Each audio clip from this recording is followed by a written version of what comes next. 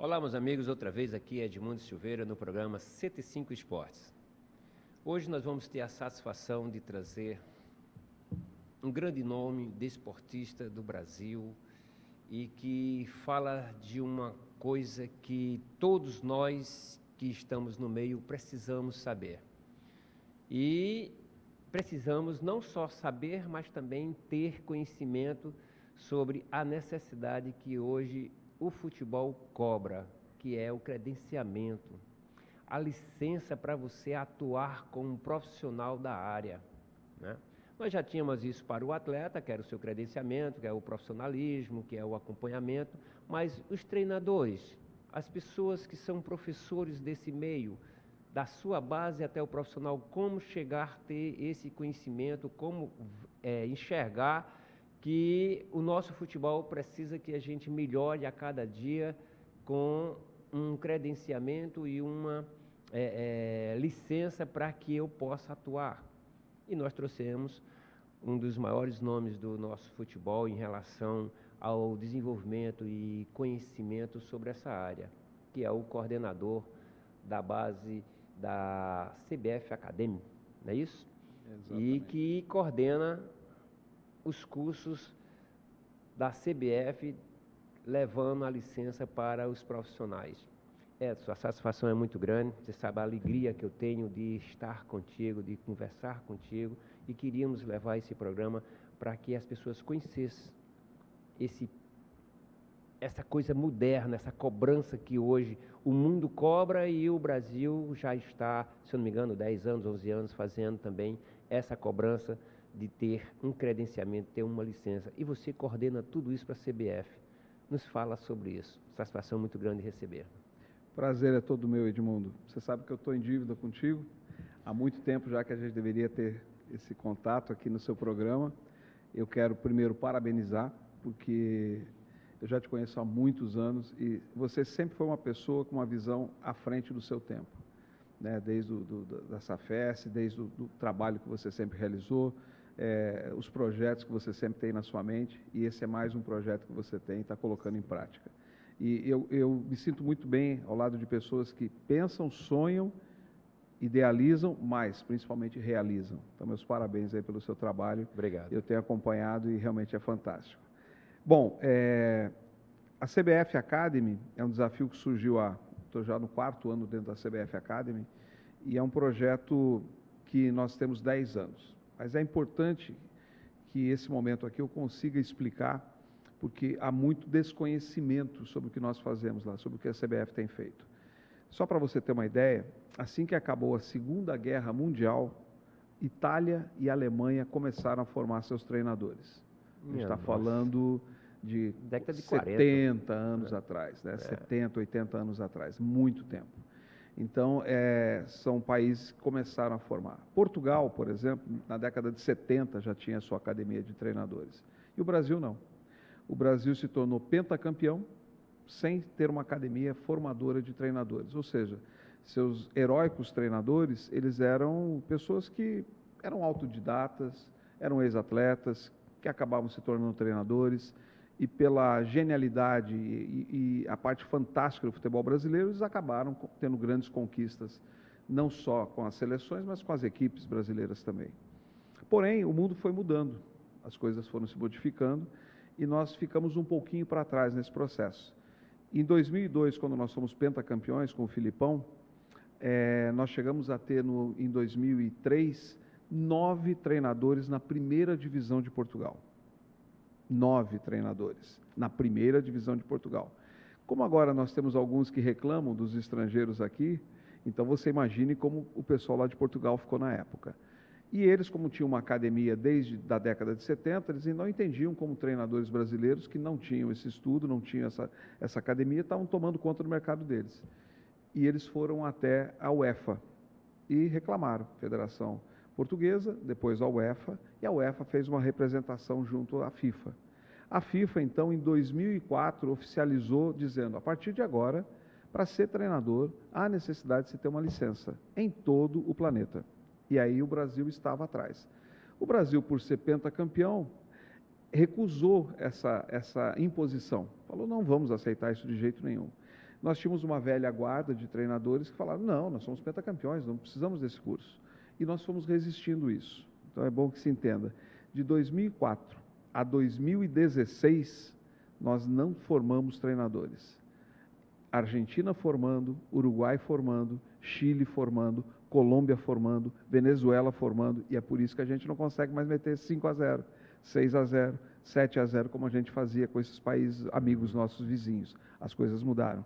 Eles passaram a estudar, passaram a formar melhor seus jogadores. Esses 12 anos foi um prejuízo absurdo que o futebol brasileiro teve. Nossos treinadores não eram aceitos em outros países porque não tinham a licença. É como se fosse uma licença de um motorista. Não podia guiar o automóvel, não podia guiar uma equipe de futebol. E isso, então, fez com que a gente tivesse um atraso gigantesco. E somente em 2016 a FIFA reconhece o curso da CBF Academy. E a partir de então nós começamos a formar os treinadores. Inicialmente com muita rejeição, muitos iam para a formação ainda não querendo estar lá, mas até que um trabalho muito bem feito pelo PC Guzmão, pelo professor Parreira, pelo Tite, pelo Oswaldo de Oliveira, eles começaram, o próprio Zagallo contribuiu com esse processo também, eles começaram a convencer os treinadores. Tipo, nós já conquistamos isso, nós já temos a nossa vida ganha, mas os novos treinadores que estão chegando, nós precisamos apoiar essa iniciativa, nós precisamos entender que isso é obrigatório. E aí o Brasil, então, em 2016, começa a formar seus treinadores. Estamos no 10º ano. E nós somos o mais jovem da América do Sul a ter a licença. Todos os outros países da América do Sul já estão cerca de 12 anos à nossa frente. Isso realmente é algo que nós temos que correr atrás. E é o que nós estamos fazendo. Hoje, então, a CBF Academy, onde eu estou como coordenador, ela forma treinadores para iniciação, que é a licença C, que vai até o sub-11. A licença B vai do sub-12 até o sub-17. A licença A forma do sub-20 e profissional nacional. E a licença Pro é aquela que forma o treinador para ele atuar em qualquer lugar do planeta, que é a internacional. Então, é esses cursos que eu tenho que coordenar. Eu coordeno a B, a A e a Pro. Viajo o país todo. São cursos semipresenciais, uma primeira parte é feita online e uma segunda parte é feita presencialmente. 100% de frequência, porque é uma licença, não é um curso, é obrigatório por lei, e eles vão lá e se capacitam. E uma coisa que a gente tem buscado conversar com os nossos treinadores é o futebol brasileiro. Jamais um professor ou um treinador que eu convide para trabalhar na CBF Academy, ele vai falar sobre futebol europeu e vai falar que o futebol europeu é o melhor do mundo e que nós devemos copiar esse futebol. Isso não acontece jamais, e nós já temos mais de 3.000 formados nesses 4 anos que eu estou lá. E se alguém me falar, o professor Edson falou isso, eu desafio a vir aqui e provar, porque na verdade nós temos o quê? Motivado os nossos treinadores a resgatar o futebol brasileiro, a resgatar a criatividade, a fazer com que os nossos garotos se tornem sempre os melhores do mundo, e nós continuamos sendo os melhores do mundo, mas jamais copiar modelos, e sim adaptar. O que for importante, nós copiamos, como eles copiam o nosso modelo também em algumas partes. Mas dizer que nós vamos nos submeter ao futebol europeu, a gente viu agora no Mundial o que aconteceu. Nosso futebol é o nosso futebol e sempre será. Quando você me fala isso de copiar, tá certo? Eu sempre fui contra, porque o modelo do futebol europeu a gente estava fazendo aqui no Brasil. E esses últimos anos eu não tenho visto. É tanto que eu tenho até uma hora ou outra, entro em debate com alguns grupos, alguns amigos que gostam de futebol, não vou dizer que são professores, treinadores, mas que gostam de futebol. E eles começam a colocar essa, eu digo, não estou vendo mais o Brasil jogando desse jeito.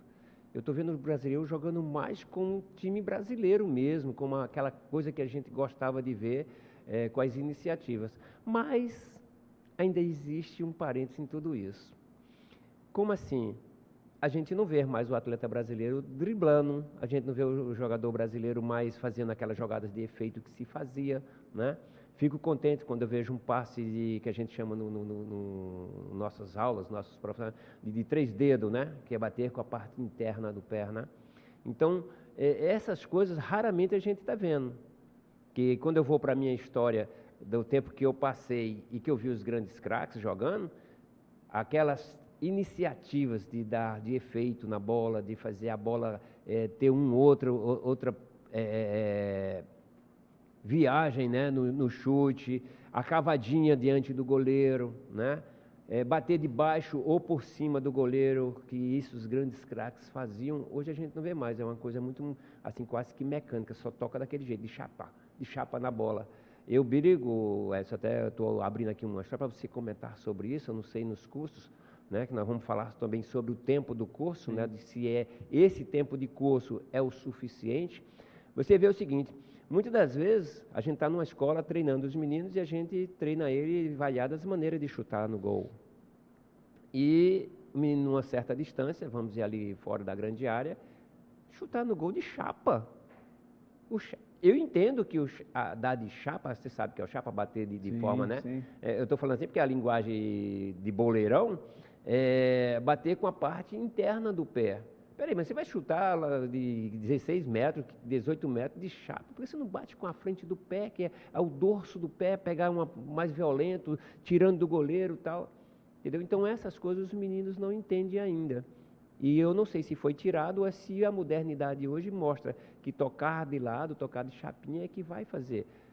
Eu falo nas minhas aulas, quando você está próximo a certa distância, 7 metros, 8 metros, que cada tempo ou cada distância que você tem do seu companheiro é uma maneira de você bater na bola, porque você vai botar uma potência diferente, você vai bater com uma firmeza diferente, né?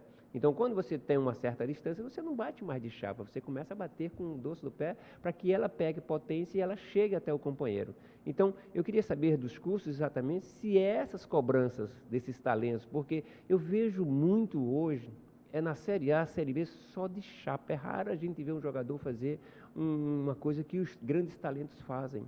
Se isso é a cobrança que tem que ser dessa maneira, ou se as orientações é que jogue dessa maneira, entendeu? Porque eu ainda sou adepto à liberdade de jogar, de você criar o grande lance, de você dar o chapéu no adversário, de você dar um drible, né? Quando eu vejo um jogador ou outro driblando, eu digo assim, porra, eu fico contente com isso, porque faz parte do futebol. Então fala para mim sobre essas coisas dentro do curso que você coordena tão bem e que os nossos treinadores têm que ser aplicados, né? Que são os treinadores novos que vão chegar. Esses mais velhos, esses treinadores que você citou alguns nomes aí, que orientam e que colocam, e tem treinadores que já foram grandes jogadores, né? Mas esses mais novos que não foram jogadores, que não viveram esses grandes lances, como é que eles estão desenvolvendo isso? Como é que eles estão liberando para que eles dirijam as suas equipes assim? Por favor. Vamos lá. Você, como foi um grande atleta também, você sabe muito bem que as modalidades esportivas, elas evoluem com o passar do tempo, seja por mudança de regra, seja por mudança de gramado, de piso, né? Algumas coisas levam às mudanças. Alguns treinadores descobrem novos sistemas táticos que acabam modificando o formato antigo. E nessas andanças aí, nesses 4 anos, eu tive a oportunidade de formar o Felipe Luiz, que é o treinador do Flamengo, formou com a gente, e vai estar concluindo a licença Pro dele agora, Felipe Melo, né? A gente está com o Felipe Melo, agora fez a licença B, quer ingressar nessa área Característica também. Totalmente diferente, hein? Felipe totalmente diferentes. A gente teve o Juan fazendo a licença, o Hever, também o zagueiro, fazendo a licença. Então, a gente está com muitos atletas que estão... o Fred vai fazer a licença A agora lá em Porto Alegre, já fez a B, vai fazer a licença A em Porto Alegre. Então, nós temos hoje, eu diria que meio a meio, metade dos treinadores brasileiros continuam sendo ex-atletas.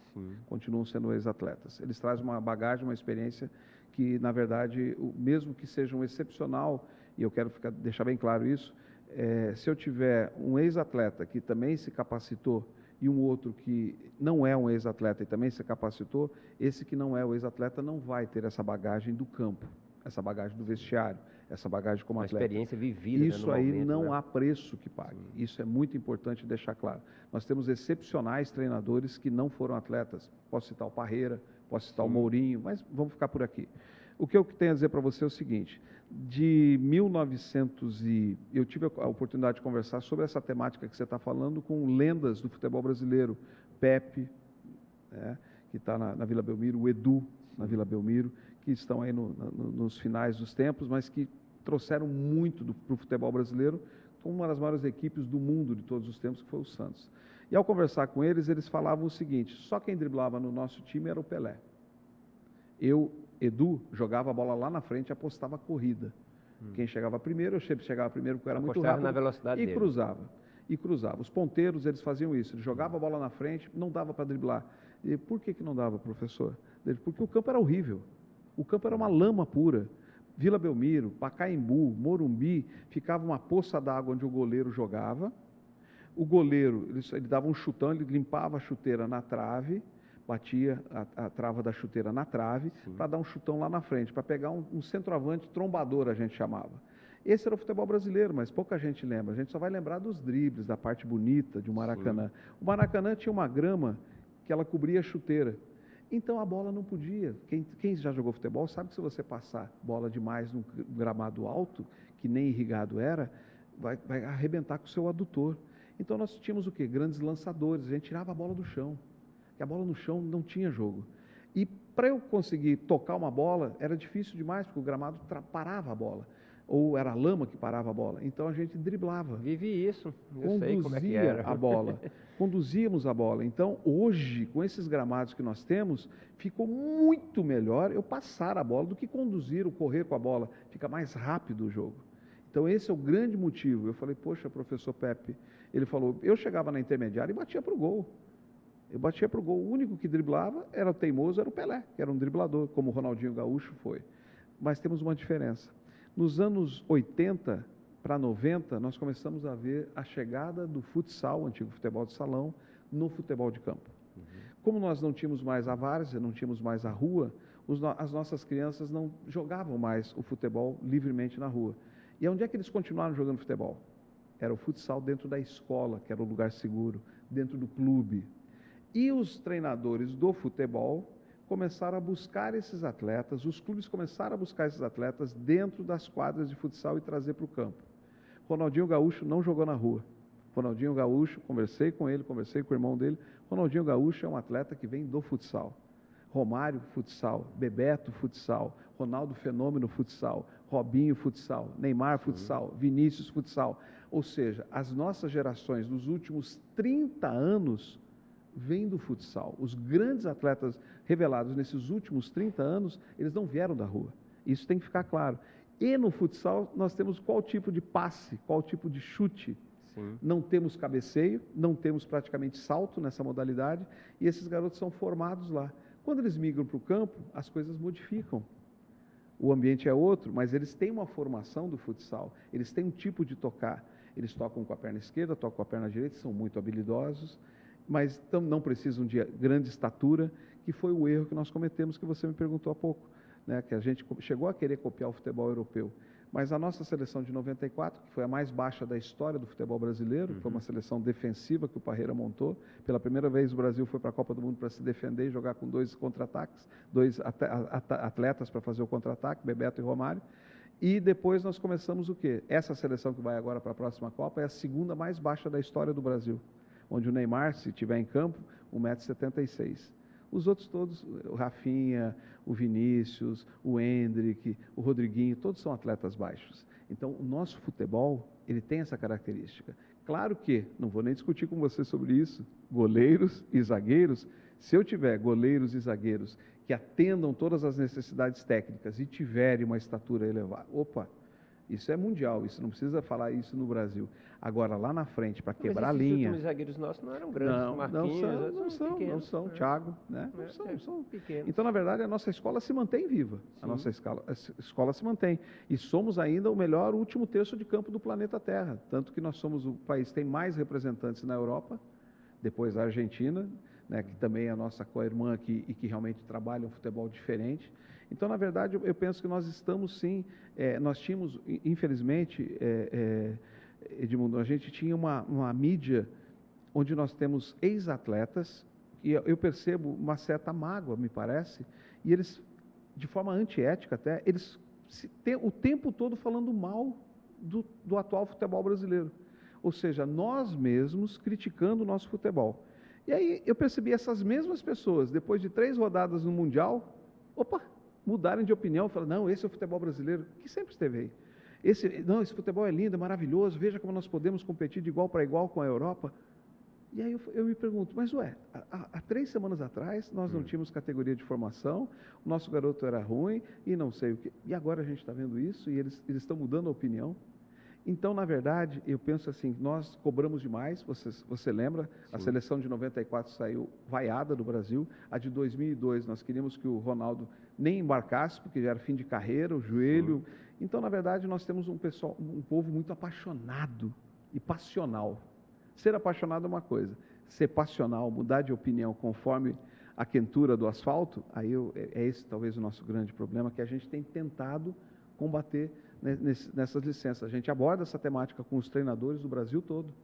O Roger é um grande treinador, é nosso professor, o professor Dorival, o professor Seabra, né? São professores das nossas licenças. O menino lá, o Matias, Fábio Matias, são pessoas que estão aí no dia a dia. O Alain, que ganhou. Você me abriu agora aqui um parênteses que eu tenho que interromper para poder falar sobre isso. Veja Zé Ricardo. Sim. Você me falou aí, porque é o seguinte, o que é que o povo brasileiro diz? Que os treinadores brasileiros são ultrapassados e que não servem. E são esses caras que você me fala aí de uma relação de orientar e de treinar os novos treinadores. Então, se eles são ultrapassados, não servem para dirigir futebol, como é que eles estão orientando os outros para poder trabalhar no futebol? Então, é uma coisa que não combina, não dá certo. Se eles são ultrapassados, não conhecem nada de futebol, isso, aquilo ou tal, e como é que eles que dão aula? E como é que eles são os professores? E para a CBF, eles são os grandes ídolos que têm que repassar mensagens, têm que passar histórias. Não é isso? Mas não vamos esquecer, tá certo? Você me falou 2 coisas aí que são importantes que eu quero que você me fale, me continue a falar, porque é o seguinte, hoje a FIFA, ela diz que o futebol no mundo tem que ter o que hoje os gramados têm, tá certo? Essa uma qualidade acima do que às vezes os próprios clubes podem dar, né? Como também as medidas que são determinadas, não são mais como você falou aí sobre os grandes jogadores, falava que o campo era molhado, era de lama, era grama alta, grama baixa, né? Hoje, e eu vivi isso também, né? Porque nós chegamos no Mineirão para jogar contra Cruzeiro lá, o campo era, rapaz, jogar aqui é muito pesado, é muito grande. Chegava aqui no Castelão ou no PV, rapaz, o campo aqui, a grama é ruim, é dura, tá, não sei o quê. E hoje não tem mais isso, não é isso? Não é mais dessa maneira. Então, me fala sobre essas cobranças, essas exigências que são feitas e essas colocações para o trabalho. Porque é como você diz, por que não se usa mais o expediente do drible e das jogadas de efeito até para a preparação? Porque os campos dão outra condição.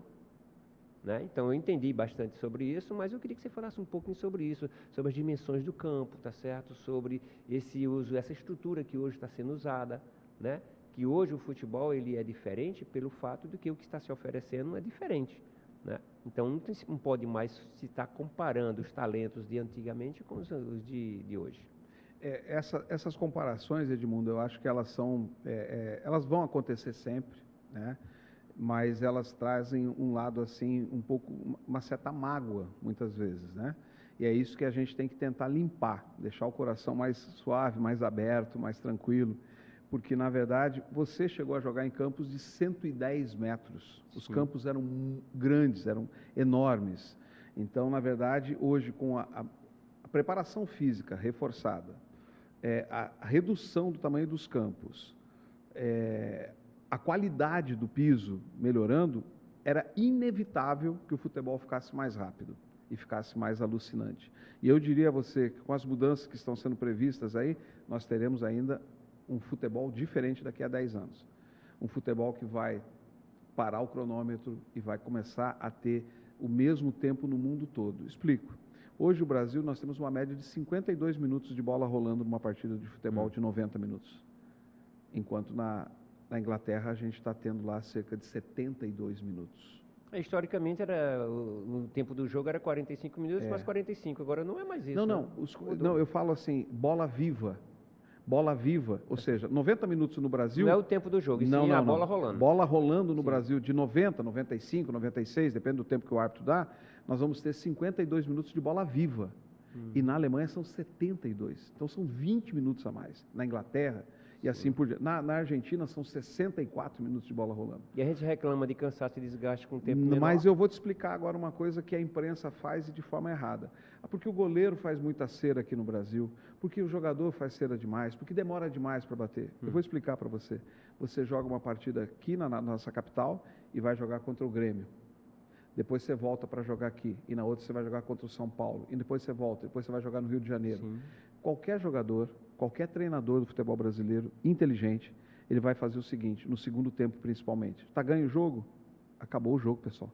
Vamos nos poupar, porque a gente tem viagem.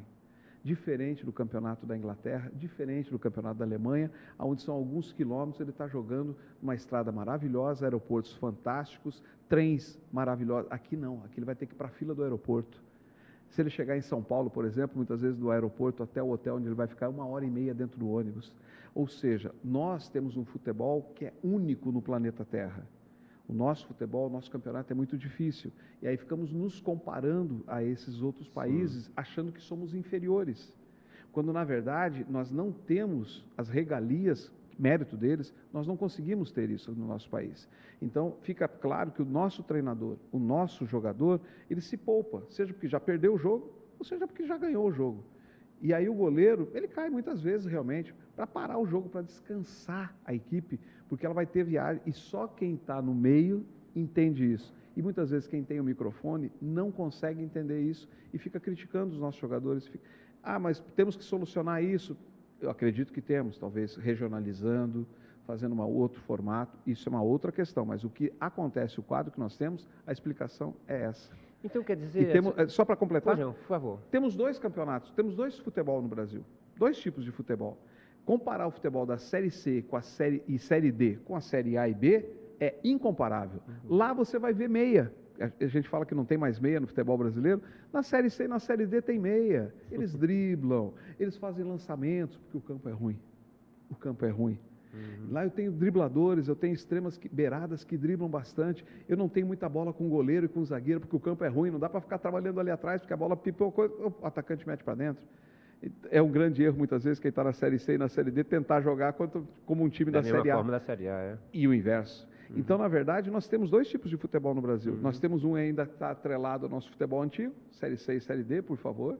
Agora, se você quer o futebol mais atual que o mundo está jogando, é mais próximo da Série A e da Série B. Entendeu? Eu queria te colocar o seguinte, quando você falou dessas distâncias, né, dessas colocações, eu convivi com isso. No Campeonato Brasileiro acho que foi 2010, o Dimas era o treinador, eu era auxiliar técnico e a gente andava pelo Brasil jogando o campeonato. Querendo manter o Ceará no Campeonato Brasileiro. E nós fomos a jogar contra o Grêmio Prudente. Você sabe, lá perto de Mato Grosso. Sim. Nem aeroporto tinha lá, tinha que ir para Londrina, para depois de Londrina vir para Curitiba, né, no aeroporto de Curitiba, pegar um voo para Brasília chegar aqui. Meu Deus. Veja só o seguinte, vou te falar, você falou de distância, de cansaço, desgaste, né? E nós tivemos em Curitiba um atraso de voo de 8 horas. Aí tudo isso que você está falando aí, né, que a gente tem que entender essa fórmula de desgaste que se tem, que é muito grande, né? Você jogar contra o Grêmio Prudente, eu acho que o jogo foi 1-1. Aí depois de ônibus você vai até Londrina, que é uma distância ali de 2 horas, 2 horas e meia e tal. Depois vai para Curitiba, né, que eu acho que o voo ali deu, sei lá, 50 minutos, 1 hora, tudo bem. E depois tivemos que ficar 8 horas no aeroporto, o Magno Alves, que era evangélico, né, tocando no violão e aproximando todo mundo para a gente fazer o canto evangélico, tinha que ficar ali trocando ideias, tal, não sei o quê, para esperar o voo para chegar em Brasília, para depois de Brasília vir para Fortaleza. E você não, eu acho que foi no final de semana, foi no meio de semana, e tem que fazer outro jogo, entendeu? Então, essa questão do desgaste, do cansaço que você está falando, realmente o Brasil é outra história, né, dos outros países que não tem toda essa fórmula, né, rápida e tranquila para jogar, né? Mas é aquela história. Eu queria que você me falasse um pouco, Valomar, sobre essa formação, porque eu estou acompanhando, cara. Eu sou um cara que eu tenho uma curiosidade, você me conhece já de tempo, e eu vejo o campeonato da Série A, Série B de base, né? agora é o sub-17 e sub-20 jogando constantemente, né? E eu estou até estranhando porque se fazia campeonatos no Brasil jogando uma categoria e depois a outra. Hoje não, parece que se joga tudo junto, né? E como é que esses clubes sustentam esses desgastes que é muito grande, tanto de atleta como de comissão técnica, como de financeiro, para suportar tudo isso. E ainda, além disso, tem o feminino. E a equipe principal jogando, o brasileiro disputando os campeonatos importantes do Brasil. Como é que faz tudo isso? Como é que suporta tudo isso? E a CBF dirigindo e organizando tudo isso. Entendeu? Então, como é que é isso aí? Fala pra gente sobre esse processo que vocês têm de desenvolver a preparação e a CBF ainda sustentar todo esse movimento. É um trabalho gigantesco. O calendário do futebol brasileiro, ele é o mais complexo do planeta. Isso tem que ficar muito claro. Nós somos um povo que adora futebol, então a gente tem jogos praticamente todos os dias. A gente tem o campeonato estadual, a gente tem um campeonato regional, a gente tem um campeonato brasileiro, a gente tem uma Copa do Brasil, a gente tem uma Sul-Americana, a gente tem uma Libertadores de América, a gente tem eliminatórias de Copa do Mundo, a gente tem datas da FIFA, ou seja, é muito complexo você colocar tudo isso. E agora temos um Mundial de Clube que vai acontecer de 2 em 2 anos. E o próximo Mundial terá 48 clubes. Então, na verdade, é um planeta que respira futebol e nós somos talvez o maior representante desse planeta. E isso é um fardo muito pesado. E nós temos que resolver esse problema. Então, hoje, só para que você tenha uma ideia, o ano passado, a categoria sub-15 do Palmeiras jogou 53 jogos. Nós temos times da Série A e da Série B profissional que não jogaram o mesmo número de partidas que a sub-15 do Palmeiras. Estou pegando o Palmeiras como exemplo, mas Rio e São Paulo. Quantos são hoje? Hoje nós temos o sub-9, temos o sub-11, temos o sub-15, temos o sub-17, temos o sub-20. Então, o sub-23 não temos mais, porque o sub-23 ele era extremamente oneroso para o clube e já são jogadores profissionais. Ou seja, o clube teria que ter 2 times profissionais, porque os sub-23 são profissionais. Sim. E aí, qual seria o objetivo de ter o sub-23? Não tem muito objetivo, a não ser ficava muito caro para os clubes, os próprios clubes não há como. Na Europa, eles têm sub-23, esse modelo é deles, para nós não serve. Porque nós vendemos nosso garoto com 15, 16, 17, 18 Sim. anos. 23 anos significa que ele não vai ser mais vendido. Então, não há por que sustentar isso daqui.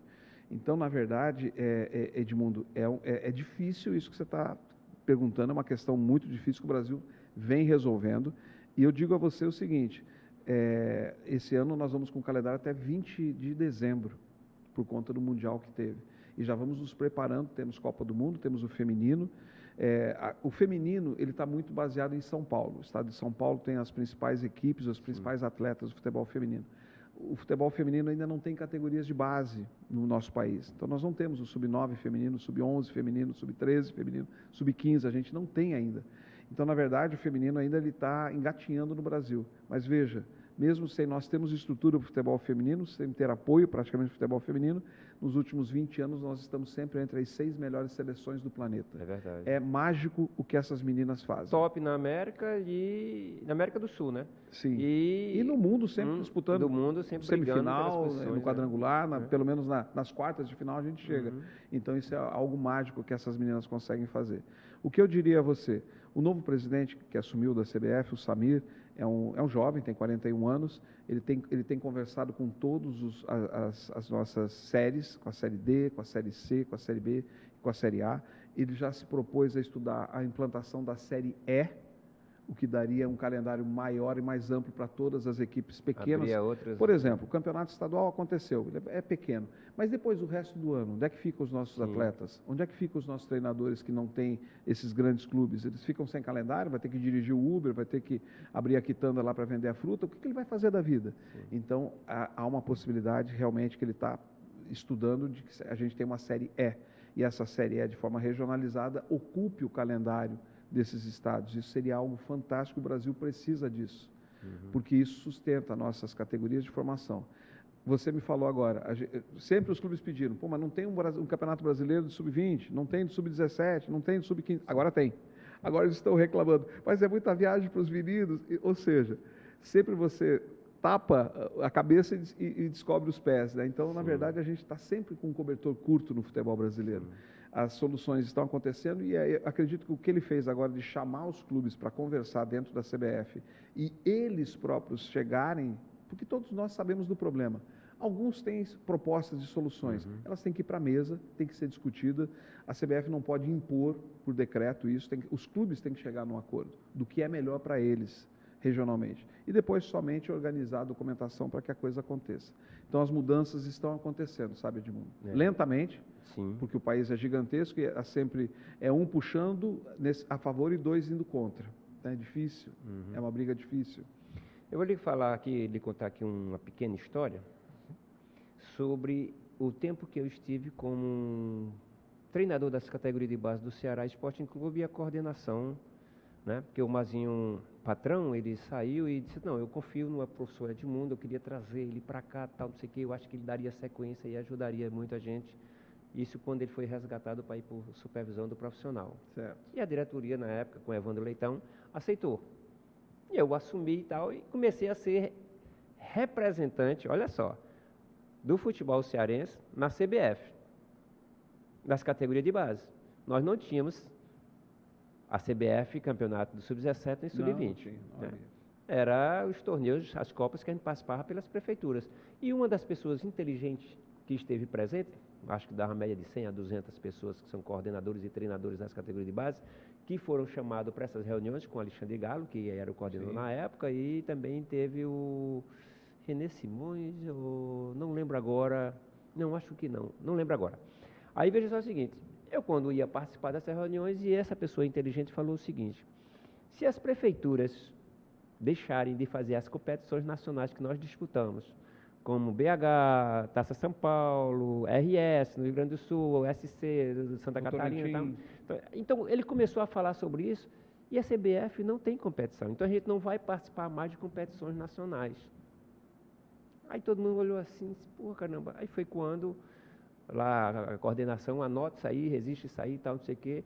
E depois de uma pequena conversa, prometeram que a CBF ia fazer as competições nacionais. Hoje, quando tem as competições nacionais, eu me orgulho muito porque eu estava nesse meio, a gente se reunindo, falando sobre essas coisas, cobrando esses detalhes, né? Não foi eu que falei sobre o assunto, foram mais outros assuntos a gente levou em pauta, né?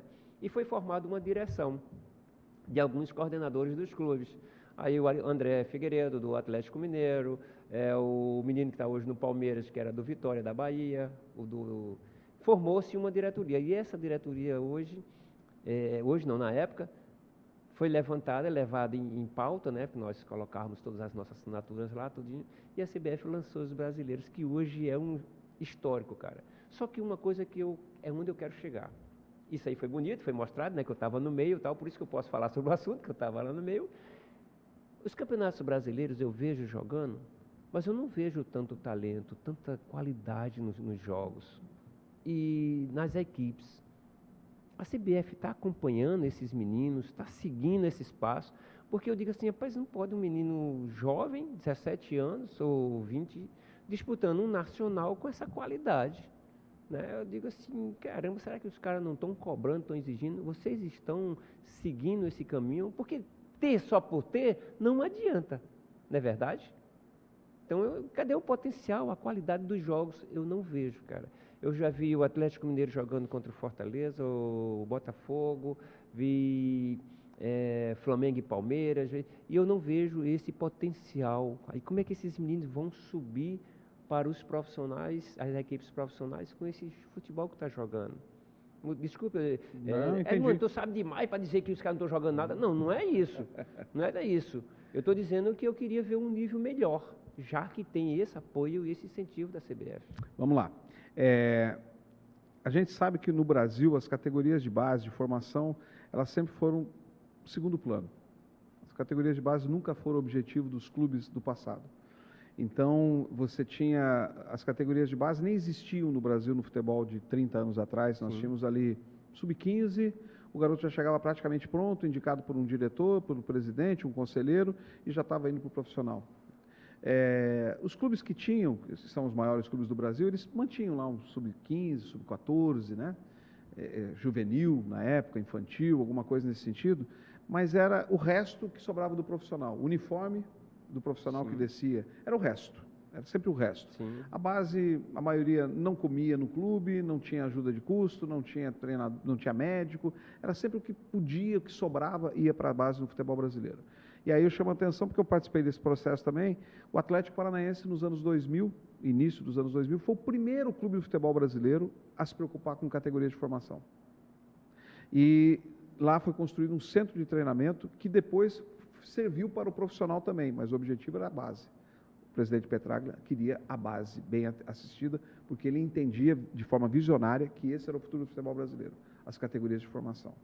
Muito bem, os clubes brasileiros começaram a se preocupar com isso, e hoje nós temos aí centros de treinamento que não tínhamos no passado. Grêmio, Internacional, São Paulo, o Fortaleza, o Ceará, o Bahia. Espaço reservado só para a base. Para a base. O Red Bull hoje. Então, quer dizer, nós temos hoje um processo bem adiantado nessa questão. E aí o que eu tenho para dizer para você é o seguinte, porém, os clubes, mesmo aqueles que são grandes, quando a equipe não está indo bem, volta aquele pensamento do passado. Já não dão toda a assessoria para a base, não dão os melhores treinadores, não dão as melhores condições de trabalho, acabam demitindo treinadores, acabam demitindo equipes inteiras, desmanchando trabalhos inteiros. E aí você vai ter o reflexo novamente nesses campeonatos. Ou seja, aqueles que se preocupam com a categoria de base e que realmente têm um trabalho de médio e longo prazo, que não existe outra forma de fazer com a base, você vai ver resultados. Você vai ver equipes com jogadores, com uma escola de formação, uma forma de jogar futebol que é muito variada no nosso território nacional, e você vai encontrar. Mas, infelizmente, ainda a maioria não... E é aquilo que nós falávamos antes de começar o programa, né? Muitos clubes do Nordeste brasileiro têm as categorias de formação, mas a gente não vê os garotos ascendendo a equipe profissional. Sim. Ou seja, não se acredita no próprio trabalho que está sendo feito na casa. Ou seja, a casa faz o trabalho, gasta um dinheiro, e é um dinheiro bom, forma garotos bons que ganham campeonatos aí nacionais e internacionais, mas eles não chegam na equipe profissional. Muitas vezes eles têm que migrar para a região sul e sudeste, no caso do norte, nordeste, centro-oeste do Brasil, para depois ele aparecer lá. Então, é isso, essa é uma questão que e você está vendo, que você discutiu lá atrás, há 10, 12 anos atrás, e agora começa a surtir esses resultados. O que nós estamos discutindo agora, também eu acredito que daqui a 10 anos é que eles vão começar a entender como solucionar o problema. A gente levanta a bola para que alguém venha fechar, vai estar demorando muito para alguém vir completar essa bola. 2 assuntos que eu quero falar contigo. Um deles é as fotos, nós vamos mostrar uma história que você vai colocar aí, botar em pauta, tá certo? Mas eu queria que você falasse sobre a licença da CBF. Um tempinho, 5 minutinhos dá para você falar sobre. Você falou antes, né, que era necessário A, B, C, D, tal, aquilo outro, mas para chegar a esse ponto, né? Está muito caro, porque quando se começou estava muito caro. Eu não sei hoje, porque eu nem prestei atenção mais, porque eu me afastei um pouco, né, depois que eu saí do sindicato dos treinadores e comecei a mexer mais com outros aspectos, então eu não procurei mais ver isso. Aí você queria falar sobre essa licença de treinador e logo em seguida, 5 minutinhos dá para você, eu acho que você vai fazer. Vamos lá. E depois a gente vai mostrar as fotos nossas aí. Tá certo.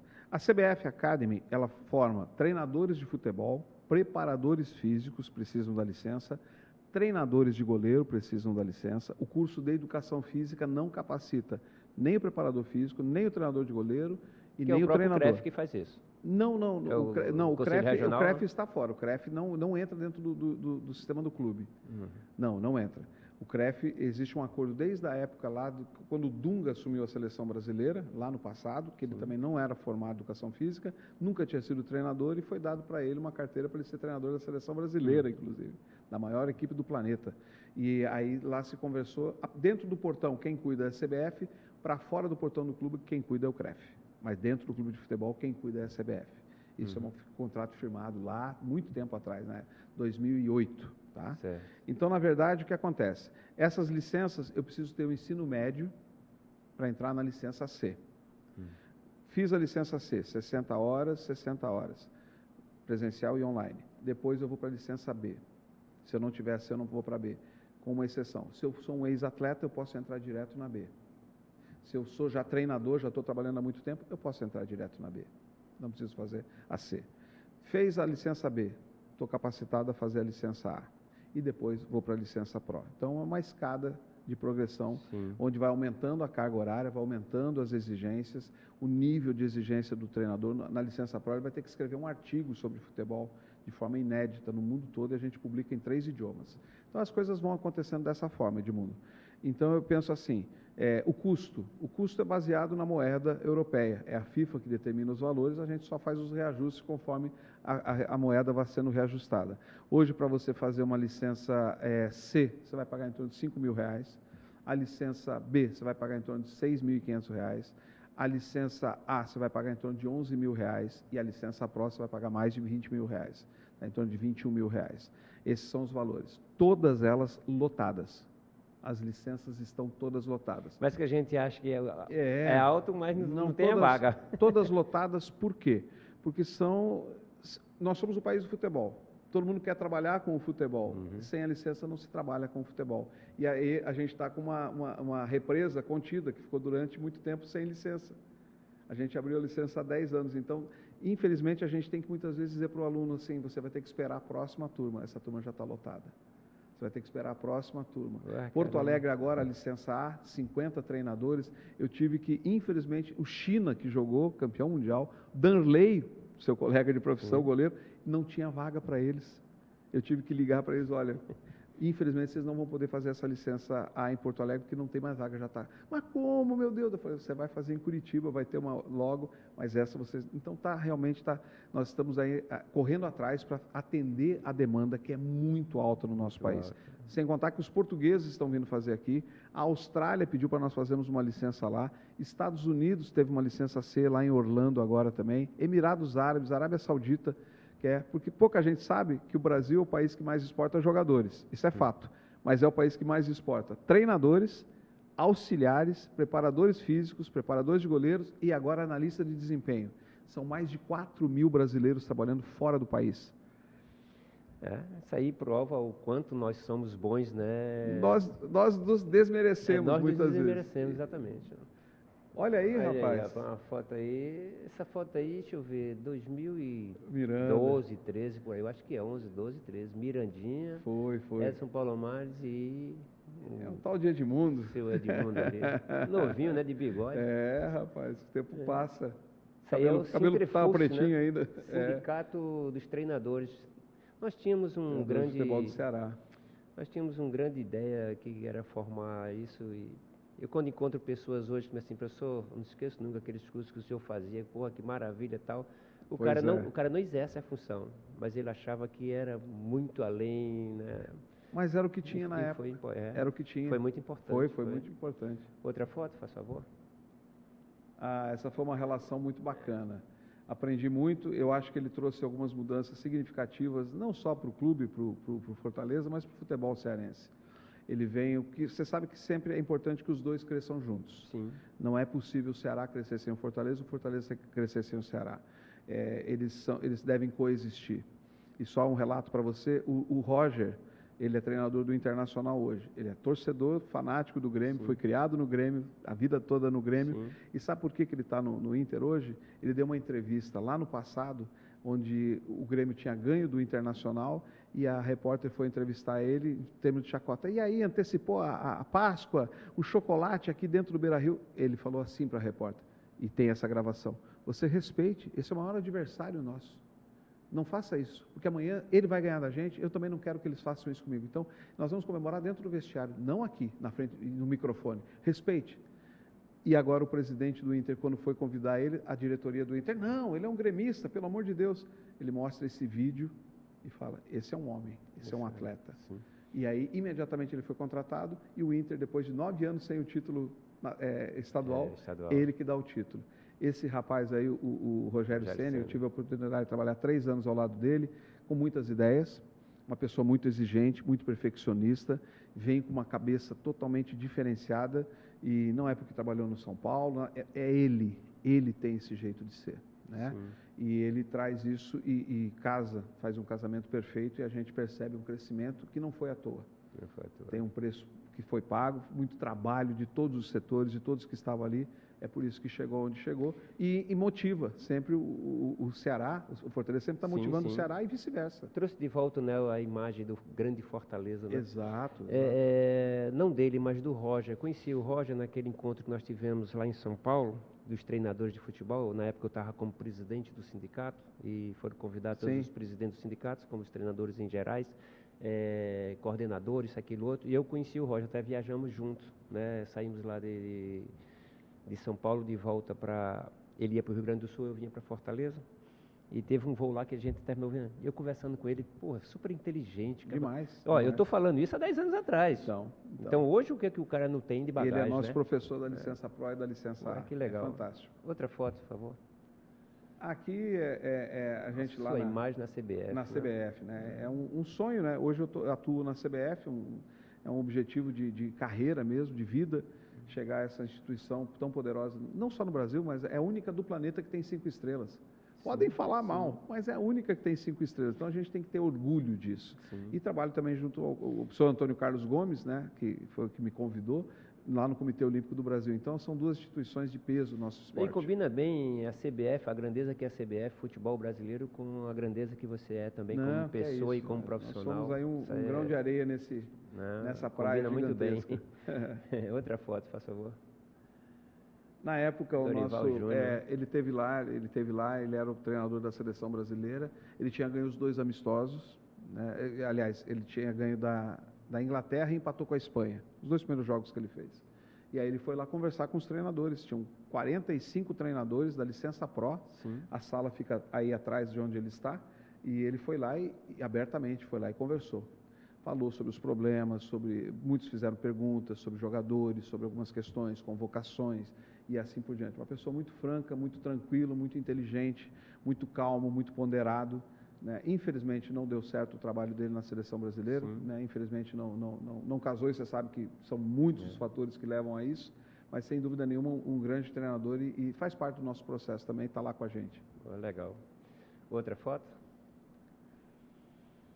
Essa aqui é lá no Pará, lá em Belém do Pará. Essa é uma foto que a gente foi trabalhar com, que você está vendo ali atrás, são treinadores lá do Belém do Pará. Então a gente vai no Brasil todo. Sim. Eu fiz questão de trazer essa foto, aí está o secretário. O Aguiar Júnior está aí, não? Aguiar, eu acho que o nome é esse mesmo, que era o presidente do sindicato do Pará. Não está. Eu sei quem é, mas não está, não. E aqui são treinadores de lá, então a gente vai em todos os cantos do nosso país, vai lá em Manaus, vai lá em Rio Branco, vai lá em Porto Velho, a gente leva o curso até lá para diminuir esses gastos. Porque se a CBF chega lá, daí ele não vai pagar hotel, não vai pagar o bilhete aéreo, não vai pagar... É uma maravilha, então a gente está expandindo. Os cursos da licença no início do processo, porque tinham poucos alunos também, era mais Rio e São Paulo. Rio e São Paulo. Hoje não, a licença C está em todos os estados brasileiros. Então a própria CBF foi ao Pará... A CBF, conversa com a federação, sempre quem autoriza é a federação. Sim. A CBF não pode pôr o curso lá sem autorização da federação. Infelizmente hoje a federação está pedindo. Os clubes de futebol pedem para que a gente faça isso dentro do clube. Muito interessante. Muito Esse aí bom. foi no estádio lá. Parabéns. Mangueirão. Outra foto? Aqui o Marquinhos, agora terminou a licença Pro dele, né, lá no Rio de Janeiro, lá em Teresópolis. Marquinhos Santos. E aqui o professor Ricardo Drubski, também o professor Ricardo escreveu livros, o filho dele inclusive agora está no Ceará, está atuando aqui. Marquinhos eu tenho uma lembrança dele, quando ele dirigia a base do Curitiba. Olha aí. Nós nos encontramos no Rio Grande do Sul, onde nós íamos disputar um campeonato brasileiro, e ele estava numa chave, eu estava no outro, nós ficamos no mesmo hotel. E batemos papo, não sei o que, trocamos camisa e tudo. Tem uma lembrança dele, ele veio trabalhar aqui, né? Ele está na Indonésia, a Indonésia agora é um país, nós temos muitos brasileiros atuando na Indonésia, muitos. E ele está na Série A da Indonésia, concluiu a licença Pro dele e se despediu da gente de lá, viajando direto para a Indonésia. O professor Ricardo Drubs, que depois de um tempo está retornando as licenças. Todo mundo vê nele aí uma potência, né, de conhecimento, de história. São bons demais. Outra foto, faz favor. E aqui, essa é uma licença Pro também, uma turma da licença Pro. Atrás onde você está vendo o Centro de Excelência do Futebol Brasileiro, atrás fica a sala da CBF Academy dentro da Granja Comari. Granja Comari. Então, lá na Granja Comari, nós temos 2 salas e atrás dessa parede que você está vendo aqui fica a sala principal, uma sala... Modernizaram tudo lá, né? Melhoraram tudo, né, cara? Sim. Não, ali é primeiro mundo total. Era o primeiro mundo na época, hoje... E continua sendo e cada vez melhor. Tem uma equipe que trabalha lá que é fantástica, né, de funcionários que realmente eles vestem a camisa, eles cuidam daquilo como se fosse a casa deles. Então a gente chama a Casa do Futebol Brasileiro por conta de tudo muito cuidado, com muito carinho, tudo muito limpo, a graminha toda cortada, os campos maravilhosos. Realmente eles recebem muito bem. E a gente recebe os treinadores lá da licença A e da licença Pro. Às vezes que fui lá, sempre também fui bem recebido. A gente vem no Nordeste, a gente pensa que as pessoas vão... Mas não. De forma alguma. Olha... É isso, meu querido. Edson, veja só o seguinte. Manhã agradável. Rapaz, a gente precisava muito, né? O futebol cearense precisava muito dessa sua conversa, dessas suas orientações, dessas explicações, que muitas vezes as pessoas fazem os projetinhos, fazem isso, aquilo, outro e acham que isso é futebol. Não é o futebol. É isso que a gente está vendo, tem que ter esse cuidado, né? É um resgate histórico. Mas é bom que tenha eles, porque sem eles não tem como chegar a essa grandeza, né? Ou imaginar, né? Fico muito grato, muito satisfeito de tê-lo recebido no meu programa, tá certo? A CT5 vai ficar grato o resto da vida dessa gravação e tenho certeza que nós vamos ter respostas maravilhosas, não só aqui do estado do Ceará, como todo o interior e também do Brasil. E alguns amigos que recebem no México, recebem em Canadá, recebem em Portugal. E quando nos ver, né, eu tenho certeza que vai nos parabenizar por vocês ter estado aqui. Então fica aí o espaço para que você dê as suas últimas palavras e o nosso agradecimento, como sempre, né? Muito satisfeito em você estar aqui conosco. Pessoal, só dizer para vocês o seguinte: primeiro, me sinto muito honrado de ter participado desse programa, um programa que vem crescendo a cada edição. E o Edmundo conduz isso de uma forma brilhante, tem uma equipe técnica que está com ele aqui, que maravilha o espaço que você tem, né? E eu quero dizer a vocês o seguinte, não há outro caminho. Na vida você pode tentar conseguir algo, mas sem conhecimento, sem estudar, sem se dedicar na sua área, seja qual ela for, você não vai conseguir. O futebol brasileiro durante muito tempo conseguiu, de forma empírica, muitos resultados significativos, e essas 5 estrelas que estão no nosso peito hoje fazem parte desse processo. Mas a partir de então, nós temos que entender que o mundo começou a entender o futebol. Um dia nós não jogávamos vôlei tão bem, hoje somos uma grande escola de vôlei. Um dia nós não tínhamos ginásticas, né, ginastas tão boas como nós temos hoje na ginástica, nós aprendemos. E o mundo também aprendeu muito sobre futebol. Então nós temos que nos preparar, temos que nos armar, temos que estudar para poder fazer frente e respeitar aquele trabalho que os nossos antepassados deixaram. Então deixo essa mensagem a vocês, se dediquem, estudem, busquem, em qualquer área que seja. No futebol, a CBF Academy está pronto esperando vocês. Muito obrigado, Edmundo, grande prazer estar contigo aqui mais uma vez. Agradeço a participação e a paciência de todos vocês conosco aqui. Grande abraço.